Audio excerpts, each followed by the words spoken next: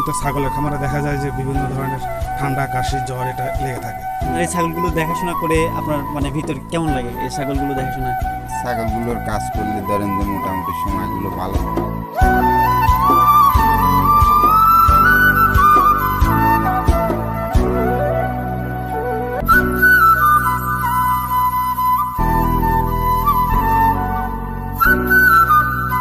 আসসালামু আলাইকুম সুপ্রিয় দর্শক শ্রোতা মণ্ডলী, চলছে শাটডাউন, লকডাউন শেষ না হতেই আবার শাটডাউন পড়ে গেছে সারা দেশব্যাপী, একদম ঘরবন্দি মানুষ।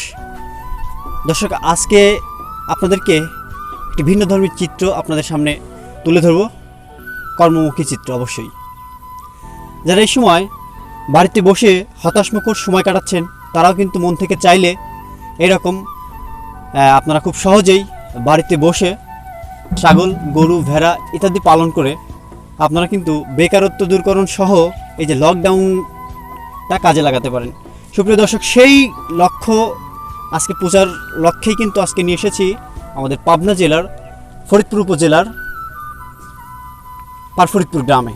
দর্শক, এখানে একজন উদ্যোক্তা দীর্ঘদিন যাবৎ প্রায় 3 বছর হবে আমরা কথা জানতে পেরেছি, তিনি এখানে প্রতিস্থাপন করেছেন গরু এবং ছাগলের সমন্বিত একটি খামার। দর্শক, এই 3 বছর তিক্ত অভিজ্ঞতা অবশ্যই তার অর্জন হয়েছে এই 3 বছরে। তো তিনি কি ধরনের অভিজ্ঞতা অর্জন করলেন এবং এই 3 বছরে কতটুকু লাভ্যাংশ তিনি এই ছাগল গরুর খামার থেকে পেলেন, সেই সম্পর্কে কিন্তু আজকে বিস্তারিত কথা আছে। আর হ্যাঁ, আপনারা কিন্তু দেশ বিদেশ থেকে অনেক ভাই প্রতিনিয়ত শত শত ফোন দিয়ে বিভিন্ন বিষয়ে পরামর্শের জন্য ফোন দেন। তো সে আঙ্গিনায় আজকে কিন্তু একজন খামারির মুখ থেকে পরামর্শমূলক অনেক কথা রয়েছে এই ভিডিওটি জুড়ে। যারা খামার করতে চাচ্ছেন বলে ভাবছেন, তাদের জন্য অনেক সুপরামর্শ রয়েছে। দর্শক, চলুন খামার মালিকের সঙ্গে কথা বলি।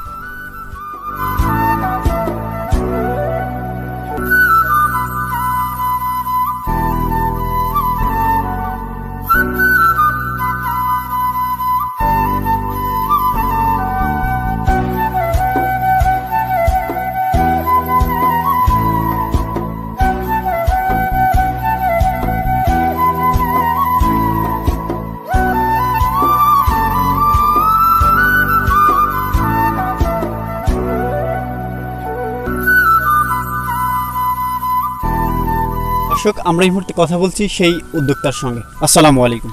ওয়ালাইকুম আসসালাম। কেমন আছেন? আলহামদুলিল্লাহ ভালো আছি। প্রথমেই আলহামদুলিল্লাহ, অনেক ভালো আছি আলহামদুলিল্লাহ। প্রথমে আমরা খামার সম্পর্কে, বর্তমান অবস্থা সম্পর্কে একটু জানতে চাচ্ছি এখন। ধন্যবাদ, আপনাদেরকে অসংখ্য ধন্যবাদ আমাদের এই খামারটা ভিজিট করার জন্য। বর্তমান পরিপ্রেক্ষিতে আসলে খুবই টাফ সিচুয়েশন, বিশেষ করে গরুর ক্ষেত্রে। গরুর আমরা দুধটা সেরকমভাবে বাজারজাত করতে পারতেছি না। আর পাশাপাশি লকডাউনের ক্ষেত্রে এমনিতেই নর্মালি কিছুটা স্থবির থাকলেও আমাদের কিন্তু প্রোডাকশনটা থেমে নাই। ছাগলের প্রোডাকশন বলেন, গরুর প্রোডাকশন বলেন, দুটোই বৃদ্ধি পাচ্ছে। আশা করি সামনে পরিবেশটা আরও ভালো হবে। তো আপনার এখানে কতগুলো ছাগল আছে? এখানে বাচ্চা সহ 60 প্লাস ছাগল আছে। 60 প্লাস। এখানে কোন কোন জাতের ছাগল আপনার এখানে আছে? এখানে আমার ম্যাক্সিমাম সব হরিয়ানা ক্রস ছাগল, সব ক্রস ছাগল। তো প্রথমে আমরা আপনার কাছে জানতে চাচ্ছি যে বাংলাদেশে বেশ কয়েকটা ছাগলের জাত রয়েছে, ব্ল্যাক বেঙ্গল, তোতাপুরি, যমুনাপাড়ি, এই ধরনের ছাগল রেখে আপনি কেন হরিয়ানির দিক ঝোঁকটা আসলো দর্শকের উদ্দেশ্যে প্রথমে বলবেন। আসলে এইটা আসলে সবার মার্কেটটা রিসার্চ করা উচিত, যে মার্কেটে কোন জিনিসের উপর চাহিদা আছে এবং কোনটা কমার্শিয়াল এটা ধারণ করে। অনেকেই শখের বশে বিভিন্ন ধরনের ছাগল পালন করে, সেটা ভিন্ন ক্ষেত্রে। যদি কমার্শিয়ালের কথা ভাবেন, তাহলে আপনি অবশ্যই নেক্সট কী হবে সেটা ভাবতে হবে। আজ না ভেবে আপনাকে মনে করেন যে নেক্সট 2 years পর কী হবে, এর কোন দিকে মার্কেটটা যাবে, সেইটার বিবেচনা করেই কিন্তু আপনাকে কমার্শিয়াল ফার্মটা করা উচিত।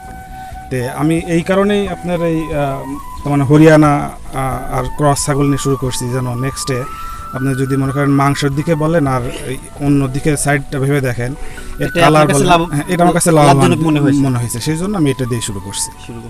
তো আপনার খামার তো বেশ কয়েকদিন করছেন, কত বছর হলো? ছাগলেরটা অলমোস্ট 3 years। 3 বছর হয়ে গেছে। তো প্রাথমিক পর্যায়ে কি আপনি এই হরিয়ানার ছাগল দিয়ে শুরু করছেন? হ্যাঁ, প্রাথমিক পর্যায়ে আমি ব্রিডারটা, পিওর ব্রিডারটা আমি একটা বাইরে থেকে সংগ্রহ করি। এরপরে কিছু ভালো মানের ক্রস ছাগল আমি নিয়ে আসি। নিয়ে এসে এই 6টা থেকে 6টা ছাগি ছিল আর একটা পাঠা ছিল, সেটা দিয়ে আমার জার্নি স্টার্ট, দেন এই পর্যায়ে আসছে আর কি। আচ্ছা, আপনি শুরুর দিকে আপনি কতগুলো ছাগল দিয়ে স্টার্ট করেছিলেন? শুরুর দিকে আমার ব্রিডারটা ছিল পাঠাটা, আর 4-5টা আমার আপনার ক্রস ব্রিডের ভালো মানের ছাগি রাখছিলাম। মানে সব মিলে কতগুলো ছাগল দিয়ে শুরু করছিলেন? 7টা। 7টা দিয়ে এখন মাঝখানে তো অনেক অপসার বিক্রি করা হয়েছে। অনেক বিক্রি করছে অনেক। তো আপনি এই ছাগলগুলো পালন করতে গিয়ে 3 বছর আপনি যদি একটা মাসিকভাবে হয়তো ওইভাবে লাভ্যাংশ হিসাব করা একটু মুশকিল ছাগলের বিষয়ে। এটা ইয়ারলি আপনি ক্যালকুলেশন করলে ভালো হয়, কারণ ছাগল আনুমানিক কি এরকম ক্যালকুলেশন করেছেন যে 1 ইয়ারে কি রকম লাভ্যাংশ থাকে? এইটা আসলে প্রফিটটা ক্যালকুলেশন করা খুবই ডিফিকাল্ট, কারণ আপনি কোনো বছর দেখা যাবে যে আপনার কোনো ধরনের প্রবলেম হয় নাই, ঠিক মতোই সব খাবার টাবার ইত্যাদি ইত্যাদি সব কিছু অ্যারেঞ্জমেন্টের ব্যাপার আছে। তো সব কিছু ঠিকঠাক মতো যদি করতে পারে, পরিকল্পিত প্ল্যান, পরিকল্পিত পরিশ্রম যদি কেউ যদি করতে পারে, তাহলে একটা ভালো রেজাল্ট পাবে।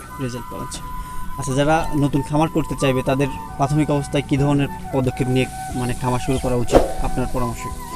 আসলে যে কোনো অ্যাগ্রো বিজনেসই খুবই চ্যালেঞ্জিং বিজনেস। যদি এখানে আপনার মনে করেন ম্যানেজমেন্ট, ইভেন আপনাকে কঠোর পরিশ্রম করতে হবে, দেন সফলতা আসবে। সবাই ভাবে যে, মনে করলাম যে ইউটিউবে বা বিভিন্ন জায়গায় দেখে ভাবে যে হ্যাঁ আমি করলাম, হয়ে গেল, কিন্তু আসলে বাস্তব চিহ্নটা আসলে ভিন্ন। হ্যাঁ, এখানে আপনাকে কঠোর পরিশ্রম করতে হবে এবং প্ল্যান মাফিক আগাতে হবে, এইজন্য দেন আপনি সাকসেস হতে পারবেন। যে কঠোর পরিশ্রম প্লাস অসীম সাধনা সমান সাফল্য, এই কথাটা কিন্তু তখন হাড়ে হাড়ে বুঝতে পারবেন যখন খামার করবেন। আপনার যদি ম্যানেজমেন্টের ত্রুটি থাকে, অবশ্যই আপনি ক্ষতিগ্রস্ততার সম্মুখীন হবেন। আচ্ছা ভাই, আপনার কাছে এখন জানতে চাচ্ছি যে খাদ্য হিসেবে এখন মানে কি খাওয়াচ্ছেন? আসলে খাদ্য হিসেবে, প্রধান খাদ্য হিসেবে আমি গরু ছাগল দুটোর জন্যই আপনার ঘাসের কোনো বিকল্প নাই, ঘাসটা এটা প্রধান খাদ্য হিসেবে রাখি। আর ব্যাকআপ হিসেবে দানাদার খাদ্যের মধ্যে আমি ছাগল গরু দুটাকেই বলেন, আমি দানাদার খাদ্যর সঙ্গে একটা খাদ্য আমি তৈরি করি। এটা আমি ফেসবুক থেকে বিভিন্ন মাধ্যম থেকে পাইছি, সেটা হচ্ছে ইস্ট ফার্মেন্টেড কর্ন। এটা হচ্ছে আপনার ভুট্টা, আপনার ছাগলকে আমি 30% ভুট্টা খাওয়াই ইস্ট ফার্মেন্টেড করার পর, আর বাদ বাকি হচ্ছে 60% বিভিন্ন ধরনের দানাদার। আপনি নতুন খাদ্যটা অ্যাপ্লাই করার মানে রেজাল্ট কি? এটা রেজাল্ট খুবই ভালো। আপনাকে বললাম যে আমার খামারে তেমন রোগ বিধি নাই। মনে করেন যে এই সাধারণত ছাগলের খামারে দেখা যায় যে বিভিন্ন ধরনের ঠান্ডা, কাশি, জ্বর এটা লেগে থাকে।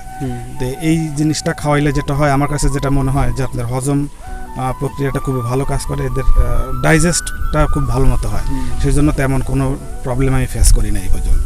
আপনাদের পুরো খামারের চিত্রটা আমরা দেখিয়েছি পুরোটা সময় জুড়ে। আপনারা ভাইয়ের নাম্বার ডেসক্রিপশনে দেওয়া থাকবে, অবশ্যই ভাইয়ের সাথে যোগাযোগ করে আপনারা কিন্তু খামার থেকে একদম নির্যাস প্রকৃতির ছাগলগুলো সংগ্রহ করতে পারবেন। দর্শক যাবেন না, আমরা কথা বলবো এই ছাগলগুলো যিনি হচ্ছে ভাইয়ের অনুপস্থিতিতে দেখাশোনা করে থাকেন, তাদের সঙ্গে একটু কথা বলবো। পুরো ছাগলগুলো দেখাশোনা করে থাকেন। হ্যাঁ। আপনার নাম কি? আলামিন। আলামিন ভাই, আপনার এই ছাগলগুলো দেখাশোনা করে আপনার মানে ভিতর কেমন লাগে এই ছাগলগুলো দেখাশোনা?